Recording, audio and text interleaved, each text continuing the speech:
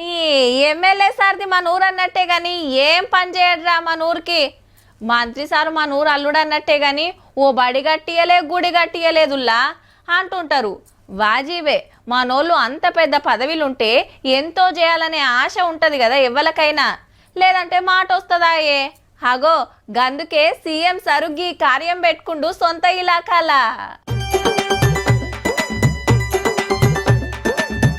సర్కారీ స్కూళ్లకు పొద్దుగాల నాస్టా పగటిల్లి భూ వండుకొస్తున్న అక్షయపాత్ర సంఘపోళ్ళు మిషన్ల మీద వంటలు ఎట్లా చేస్తున్నారో చూసి కొడంగల్లో పెద్ద కిచెన్ కడతానికి భూమి పూజ చేసిండు సీఎం సారు. అట్లనే పిల్లలకు నాస్టా ఇచ్చిండు. మహిళా సంఘాల ఆర్టీసీ బస్సుకు జెండా ఊపి 300 కోట్ల రూపాయల మిత్తి లేని రుణాలు ఇచ్చి ఇందిరమ్మ చీరలు పంచిండు. కొత్తగా కట్టే అంగన్వాడీలు, స్కూళ్ల క్లాస్ రూములు, గ్రామ పంచాయతీలు, Banjara Bhavan, excise station, fire station, community హాల్లు, సీసీ రోడ్లు పోస్తానికి 103 కోట్లతోటి శంకు మండేసిండు రేవంత్ రెడ్డి సారు.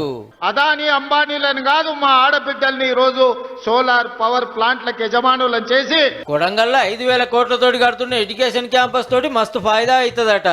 ఉస్మానియా యూనివర్సిటీలో కూడా ఇన్ని ఫ్యాకల్టీస్ లేవు, ఇన్ని కాలేజీలు లేవు అక్కడ ఉండే క్యాంపస్ లో.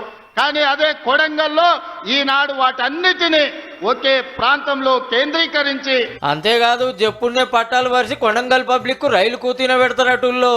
అట్లనే కృష్ణానది నీళ్లు మలుపుకొస్తారట. సిమ్టి కంపెనీలు పెట్టించి జాబులు ఇప్పిస్తామన్నాడు సారు. ఒకదానికొకటి రప్పరప్ప చేసుకుంటా పోతే సార్ ఇలాక గిట్ల తయారైతుందట. నియోజకవర్గాన్ని ఎట్లా అభివృద్ధి చేయాలంటే దేశం నలుమూలల నుంచి కొడంగల్ నియోజకవర్గం పర్యాటక కేంద్రంగా కావాలి, కొడంగల్ నియోజకవర్గం అభివృద్ధి చేసుకోవాలి.